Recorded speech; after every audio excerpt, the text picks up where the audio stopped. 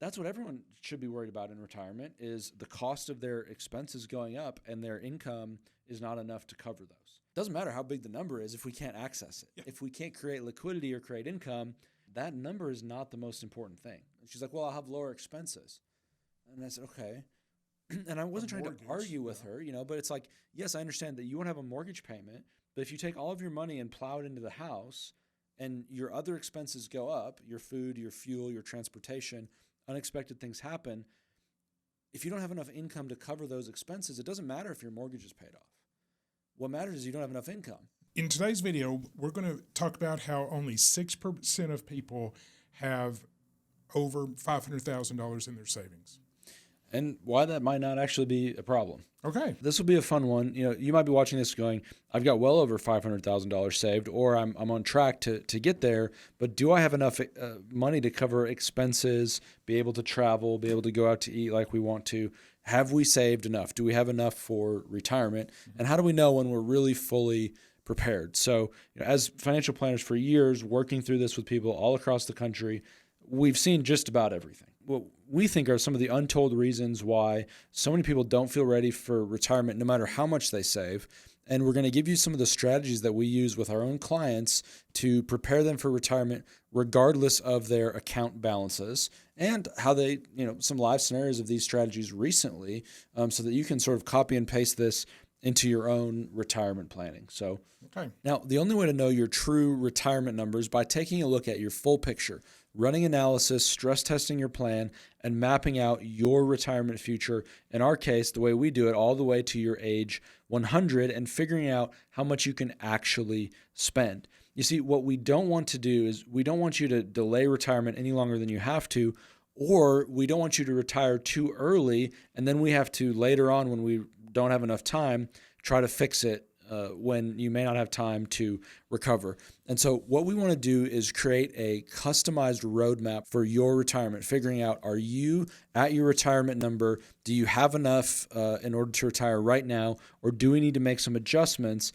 in order to meet your retirement goals? So click the link below, fill out the quiz. You'll enter a little bit of your information, and then we will respond with a personalized video with our scenario telling you, hey, whether you're on track, whether there's some adjustments, or if there are some ideas that we have for you to be able to get back on track. So click the link below. It's free, and we look forward to chatting with you soon. So, Ian, what makes people panic about their retirement savings number? I think this is something that's so interesting is for years, people have been told that they have to hit a certain number to be able to retire successfully. And in my opinion, where that comes from is, most financial advisors in the financial press, up until really the last 5 or 10 years, has been focused on accumulation, what we call the accumulation phase of life. And so that's building up a big nest egg because, in the 70s, 80s, 90s, things were much simpler. The retirement system was less complex. And so it really was just about how much money can you save before you retire, and then you'll just take a little bit or, take dividends. Much, much simpler. Well, that's this, the old systems, the old ways have gotten stuck in the thinking of both the financial press and consumers. Mm-hmm. And so people are fixated on a number, getting to that number. Yeah. Now, that really doesn't matter because what's important in retirement is translating that number into income. Yeah. Income is what matters in retirement. If you don't have income, you don't have a retirement, period. Sure. It doesn't matter, how big the assets are. In fact, we were just visiting with some folks the other day who they've got a really large net worth number, at least compared to some folks, mm-hmm. But it's not liquid. It's in privately held stock. Doesn't matter how big the number is if we can't access it. Yeah. If we can't create liquidity or create income, that number is not the most important thing. On the flip side, we have clients who have a much lower net worth. On paper, their official net worth is much lower, but their guaranteed income sources in retirement through pensions, through private annuities, through other income, through businesses, business interests are higher, and they're able to retire and their income is higher. They can do more than the folks that have the higher net worth. Sure. It's counterintuitive, but what really matters in retirement is the income number. Right. The income number. And just to clarify the number that I opened up with, so that 6% is from Yahoo Finance, mm-hmm. and that is for people between 55 and 64. Mm-hmm. So apparently, people aren't saving like we thought, which can scare some people. But like you said, we can accommodate or you can accommodate for that in how you live your retirement. Mm-hmm. It's all about the income. It really is all about the income, and even more, it's all about the net income. Yeah. What is your after expense income, or are your expenses, just at where your income is? Maybe you're going to be okay. Mm-hmm. And this is where there are some more conventional ideas that I think are good and helpful in retirement. I was just in a meeting just yesterday with a lady who, her idea of retirement security was having the house paid off. And this is super, super common. Yeah. She's like, well, once I get the house paid off, then everything will be fine in retirement. I'm going, okay, but how are you going to have income? And she's like, well, I'll have lower expenses. And I said, okay. And I wasn't trying to argue with her, but it's like, yes, I understand that you won't have a mortgage payment, but if you take all of your money and plow it into the house and your other expenses go up, your food, your fuel, your transportation, unexpected things happen. If you don't have enough income to cover those expenses, it doesn't matter if your mortgage is paid off. What matters is you don't have enough income. And so then what would we do? And so I had to talk through this scenario with her and go, okay, yes, it would be great. You have a $500,000 house. It'd be great to have that paid off. It feels great to have that net worth number be at that particular point, but it's not productive. That equity is not productive. What we need in retirement is we need assets that are productive, meaning they create income. Yeah. And I mean, my input on that with real estate, it's like, yeah, that feels great, but real estate has gone up tremendously over the last 5 to 7 years. Mm-hmm. I'm afraid it's about to stop. I mean, we were looking at some property for office space, whatever, and prices have kind of capped out a little bit, and it's cheaper than I thought it would be, actually. And I haven't said that in a long time about real estate. So. Especially we live in Northwest Arkansas, and things are a little bit interesting here. We'll put it that way. Mm-hmm. Well, I think that's a great point, Todd. And what's interesting about real estate in retirement is, it feels great to have that equity in the house and to have it paid off, and that can be important for a lot of people. But what if you have enough income to pay the mortgage? Isn't that the same thing? Because what people are really worried about when they want to have the house paid off, they're worried about having an expense they can't cover. Sure. And have to make lifestyle changes. I mean, let's translate it into those terms. Mm-hmm. Well, that's what everyone should be worried about in retirement is the cost of their expenses going up and their income is not enough to cover those. Right. And that's really what we need to talk about. It doesn't matter if you have $1 million if you spend $500,000 a year. Mm-hmm. It's not going to get you very far. And so to your point, what really matters is, do we have a handle on your spending, and do we have ability to create enough income to cover that spending over your lifetime? But we can't forget to adjust for inflation. Yeah. This is what I see all the time when I'm working with folks who want to DIY their retirement, or at least they have so far. They're like, okay, I have this much income and it's going to be this much at this age when I retire. And I say, okay, was that in today's dollars or is that in future dollars? And they say, what? And I say, well, it seems like you forgot to adjust for inflation. This is the most common thing that I see is people forget to adjust for inflation, and that can leave people in trouble. And so, the common belief is that you need to have a certain number or you need to pay off the house. We need to customize it to you, not just have what might work for your neighbor. Yeah, absolutely. So what problems do these misconceptions create? People think that they've got it handled, or they're just scared and they're frozen. How does that cause a problem? Well, there's a handful of different problems that can come from these beliefs, in my opinion, and really from this wrong, generalized, cookie-cutter advice. Mm-hmm. There's two paths. One is folks think that they're better off than they are, in a better position than they are, yeah. And the scariest thing about retirement planning is that time is not on our side, sure, unless we're proactive. Mm-hmm. And so, you don't want to wait 10 years and get 10 years into retirement and find out that you're in trouble.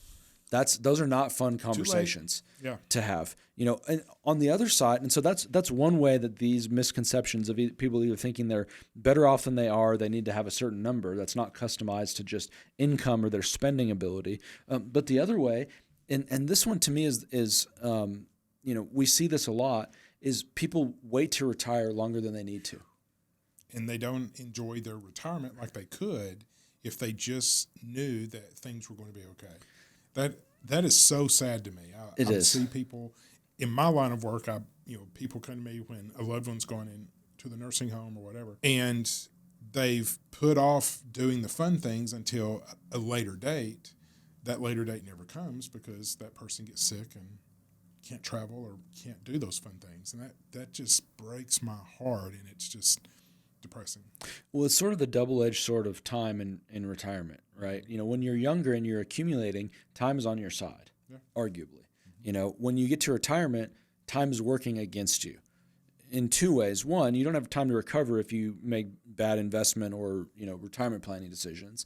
But on the other hand, if you don't plan well and spend your money thoughtfully and spend your time well, then you miss out on that resource too. Yeah. And so, retirement planning is a lot more art than science, and it's a lot more complicated than it ever was. And so that's why we take the approach that we do, is figuring out what you can spend based on the assets that you have and the risk that you're willing to take. And what you want to do. I mean, there is no perfect number. No. There is no cookie cutter perfect number. It depends on what you want to do. And I think you have to have a financial planner who sits down with you and takes your goals into consideration and says, it's okay, or we need to make this change or that change. It's just so freeing to know what I can or can't do. Starting that process is the hardest part for most people. Yeah. Is starting that process and figuring out where they are. And I think in a lot of cases, people don't really want to know where they are. It's true. That is true. Yeah. And that's a challenge, but at the same time, like, we're begging you to get started and figure out where you are, because what if you're further along than you think? What if you could retire? I mean, you just, the other day we just had a conversation with someone who, she has plenty of assets to be able to retire, but she's very frugal in the way that she approaches things. And so, I was meeting with her, going through the scenario, going through stuff, and she goes, "You mean I can retire?" And I said, "Yeah, whenever you want." I was walking down the hallway and I heard, "What?" What? And I was like, what is he doing in there? And Ian said, yes, you're okay. You can. She was just like, it like opened the world to her. She's like, wait, I really can retire. Yes, you don't have to live like this the rest of your life. And really, that is something where, to me personally, if I can just be personal for a moment, those are the most enjoyable things that I do. Sure. I live for those moments of getting to show someone, based on the data, based on deep analysis and, lots of experience, but I can show them, if we do this, this, and this, you can retire and you're going to be fine. Yeah. Like, that to me is worth all of the effort, all of the work. We do that. We do this for those moments and for those people. Yeah, it's cool. It's fun. So now that you understand how traditional retirement numbers may be misleading, and you really need to realize that getting ready for retirement goes well beyond that, just having a certain dollar amount saved. It's about creating a complete strategy that works for you and your specific situation. And even though videos like this are a great idea for understanding retirement planning concepts, what's most important is knowing how these insights apply to your unique situation. So that's why we created a complimentary retirement questionnaire to help you plan your dream retirement. Now, Todd, once they complete it, we'll personally send them a video giving them actionable steps towards building a successful retirement. Click the link below, fill it out, and we'll get a video back to them. Yep, it's pretty cool. So we've seen that focusing on arbitrary numbers really aren't helpful. It's misleading at best, and you have to personalize your retirement planning to your situation. But what if you haven't saved $500,000? And what if you need to retire? You're forced to retire. There's layoffs, or you become disabled and you're not able to work. Let's talk through that scenario and how do we make that work. In fact, there was someone that we were visiting with just the other day who had this exact same scenario. They had saved a little bit over $400,000, were forced to retire due to a disability, and so they were forced to be on take their Social Security basically early. Sure. And so they weren't in the position that they thought they were going to be or that they wanted to be. And so what we did with them is we figured out, okay, what are the assets that you have? How much income can that create? And how much will you be able to spend without making any adjustments from now through, the rest of your life based on reasonable projections. And it gave them a number, frankly, that they weren't comfortable with. They had sort of DIY'd their own investing up until this point, and they'd done well. We're at the end of a bull market here. They've done well, but they weren't really positioned for the future. And so when we showed them their number, their spending number, the amount that they could spend, every single month in retirement to not run out of money, they weren't really happy with that.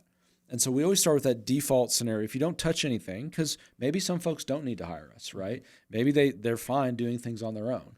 And so we want to start with that. If you leave it alone, how does it look? Well, this client was not comfortable with that. They wanted to be able to spend more. It was not going to be able to meet their goals. And so we said, okay, well, let's go back to the drawing board and let's look at if we make some adjustments to a couple different things, if we make some adjustments to the portfolio, get the right portfolio, and if we make some adjustments to the timing of withdrawals from certain accounts, can we increase that number? Turns out we could. Yeah. It was about a 17% increase in their income. Now, that doesn't sound like a lot, but for this particular client, these simple adjustments, we were able to meet their goals. That's pretty cool. And so, but what we had to start with is transitioning from, it's not the savings number that we need, it's the spending amount that we can cover. And how are we going to do that? Interesting. Yeah. So that's a specific situation that we ran into. And the other piece that we had to talk about is there were some expenses that they planned that we had to cut for a short period of time. Yeah.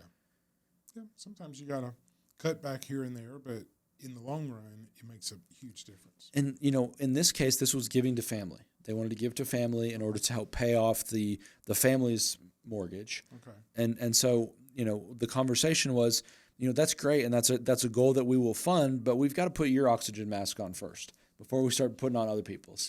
We've got to have your seatbelt buckled so we can get safely to the destination before we worry about everybody else. True. And so that's a real scenario that we've worked through. But by going through the process, they're comfortable. They're able to retire. They're going to be fine. And, they're in a much better position than just leaving everything alone. So I think we've shown why it doesn't matter that only 6% of people, have over $500,000 saved for retirement. I know many folks feel like they're never really ready for retirement, regardless of how much they've saved. But we're here to tell you that, as a fiduciary planner, we've helped lots of people do this over years all across the country. The way to really reach your retirement goals is to figure out what you can actually spend, not to have an arbitrary number, and it has to be personalized to you. So we don't want you to walk away from this video thinking that just because you have this knowledge or you've reached a certain savings amount, that your retirement is completely safe. Right. Frankly, the biggest mistake that we see people make is not knowing their actual retirement numbers. They don't know where they are and what they can actually spend, and they make decisions based on general advice or advice from their neighbors. Cookie cutter. It just doesn't make sense. And so to make sure there's no more second guessing, we're offering a complimentary retirement quiz. Click the link below. You'll enter your information and give us a general idea of where you sit now. We'll create a video, send it back to you to give you some ideas of whether you're on track, whether there might be some adjustments. And then we'll talk through, if you'd like, on a one-on-one complimentary phone call, we'll talk through some step-by-step actions that you can take using our system to make sure that your retirement number is customized to you and you're on track to not make any mistakes and make sure that you can have the retirement that you dream of. So click the link in the description and we'll see you in the next video. All right. Thank y'all. See you next time.